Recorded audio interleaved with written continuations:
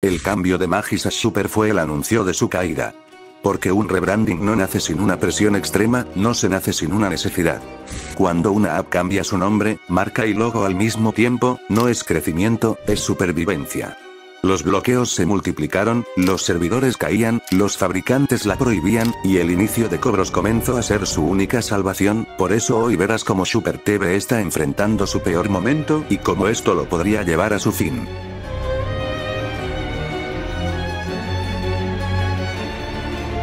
Super TV hoy se conoce como la mejor opción, en un momento donde el streaming legal nos falló a todos. Mientras las plataformas de streaming te cobran entre 50 y 70 dólares al mes si quieres tenerlo todo, Super, que antes era Magis TV, te ofrece más, mucho más, aunque sea ilegal, y aclaro que no estoy promoviendo su uso. Pero para mucha gente en Latinoamérica, terminó siendo la mejor opción que podían elegir, o mejor dicho, la única. Y aquí es donde comienza el verdadero problema. Latinoamérica tiene alrededor de 600 millones de habitantes, y se estima que entre 20 y 40 millones de personas, desde México hasta Argentina, usaban la versión anterior de esta red cuando todavía se llamaba Magis, cuando no tenía casi tantos límites. Eso significa que no estamos hablando de 4 personas que solo lo conocen. Estamos hablando de una base masiva de usuarios que cada día, cada minuto y cada segundo, se expande. Y aquí surge la pregunta que muchos se hacen: ¿por qué lo hacen gratis? Si nada es gratis en esta vida, entonces con eso en mente, ¿qué pasaría si Super cobrara?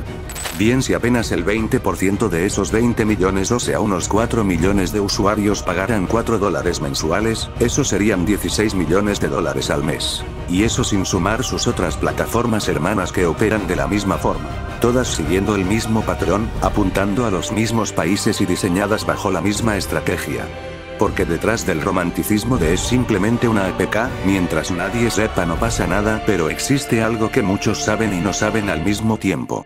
Esto es un negocio gigantesco, profesional y millonario.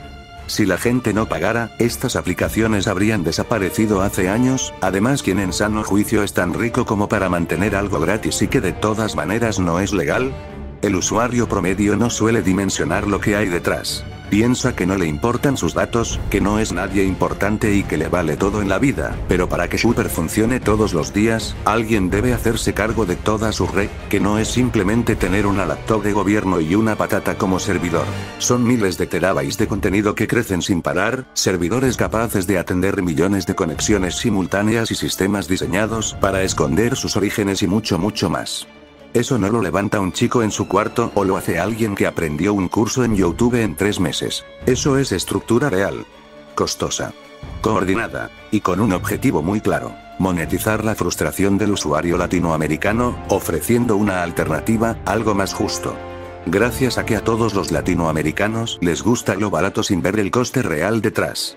Para colmo, Magis llegó a aparecer en el informe anual de mercados notorios de la USTR, o sea la Oficina del Representante Comercial de los Estados Unidos. Ese documento no es una sentencia legal, pero sí una advertencia global que coloca a Magis y Super al nivel de las mayores redes de piratería del mundo. Significa una cosa muy clara: ya estaban en la mira internacional.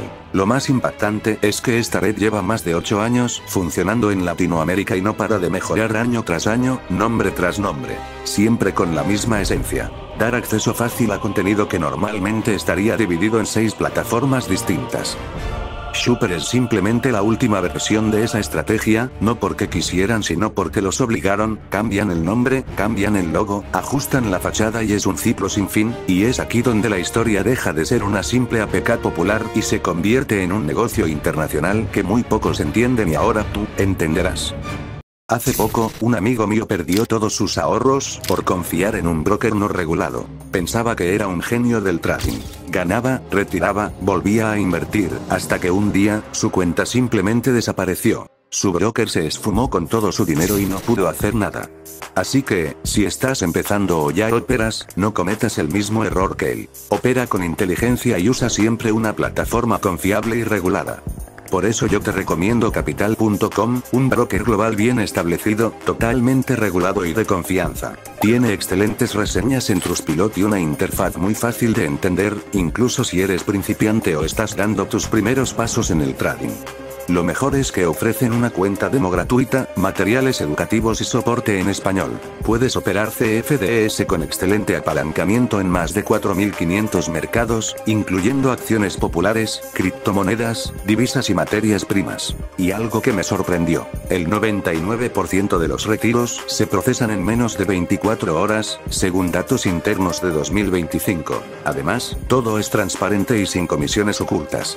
Si te registras usando mi enlace y escribes el código PERCI50 en el chat de soporte en vivo, operas el volumen requerido y recibirás un bono de $50. Así que ya lo sabes. Si vas a operar hoy en día, hazlo con una plataforma segura, regulada y confiable. Comienza hoy tu camino en el trading con Capital.com y disfruta de todos sus beneficios. Cuando Super empezó a restringir contenido en algunos países y a cobrar en otros, muchos pensaron que era un simple cambio de políticas. Pero en realidad era la prueba de que esta red llevaba años generando grietas. Nada de esto nació de la nada. Según varias fuentes, todo se remonta a 2017, cuando circulaban las primeras versiones primitivas de lo que después sería Magis o Super. Apps básicas, de mala calidad, pero que solucionaban un problema que las plataformas oficiales estaban comenzando a generar. Esas apps no tuvieron mucho éxito, aún. En esos años las suscripciones aún eran accesibles.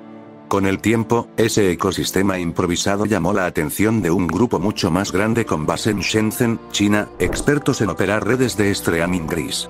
Ellos fueron los responsables de Telelatino, por ende de Magis y Super, pero de ellos hablaremos más adelante.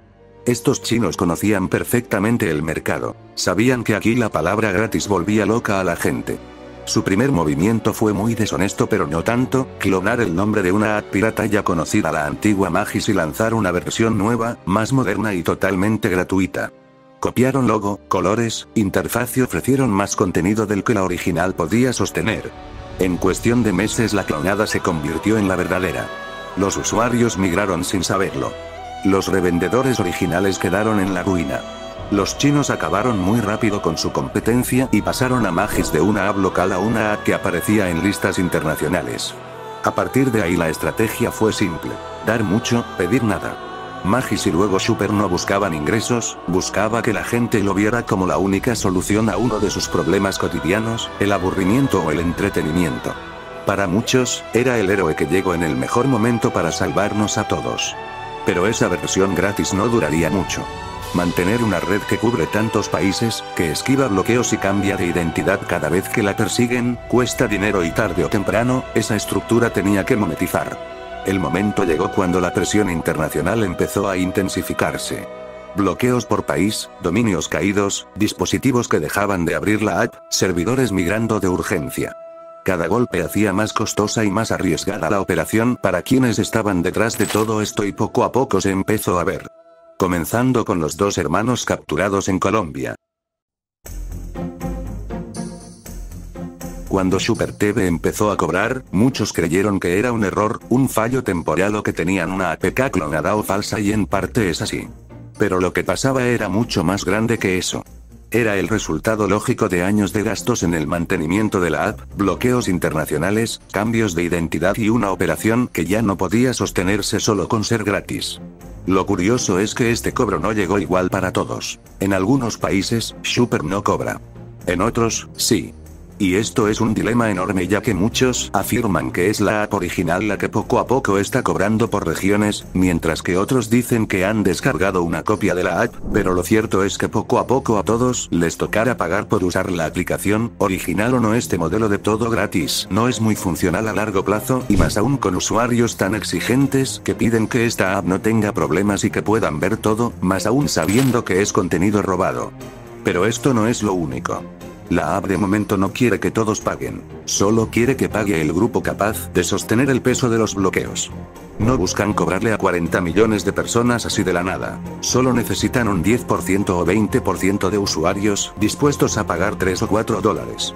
Con eso, financian la infraestructura y mantienen viva la ilusión de gratis para el resto, por un tiempo.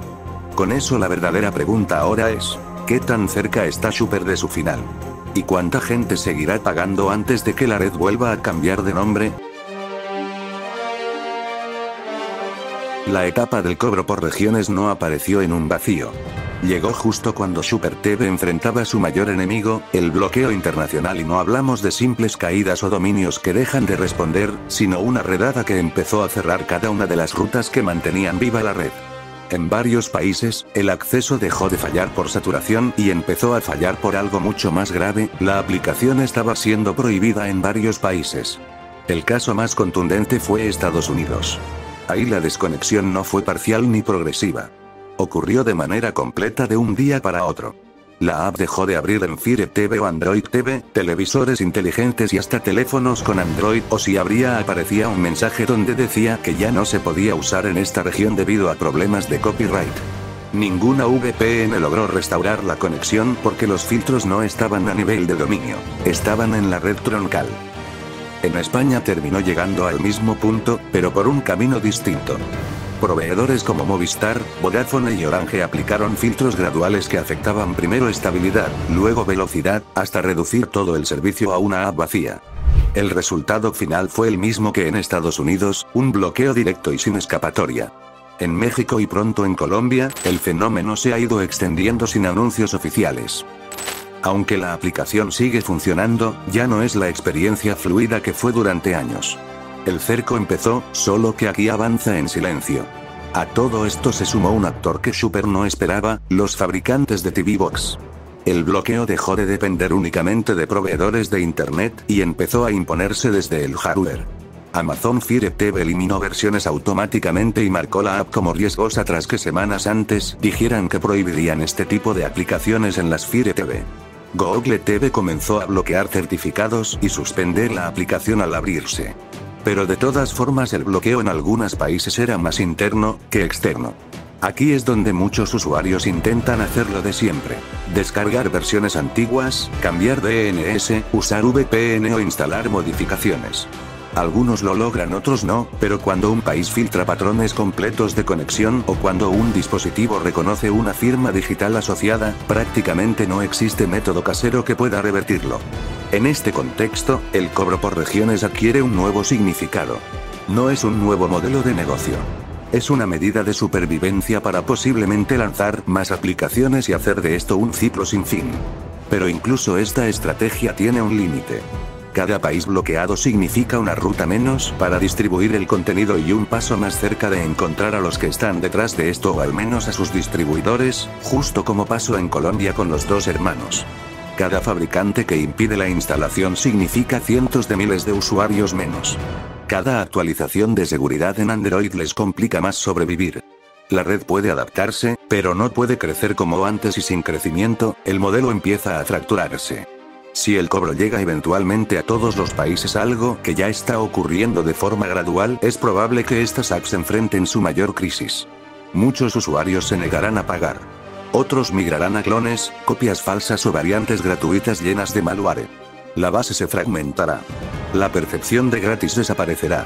Y cuando esta red pierda el porcentaje de usuarios que la financiaba, la infraestructura no podrá mantenerse. Por eso, la pregunta final no es cuánto cobrará Super ni cuándo se volverá completamente de pago. La pregunta real es cuánto tiempo podrá sostenerse antes de que toda esta presión internacional obligue a la red a desaparecer o a transformarse en algo completamente nuevo. Y si el siguiente paso volverá a ser un cambio de nombre, o el inicio definitivo de su final.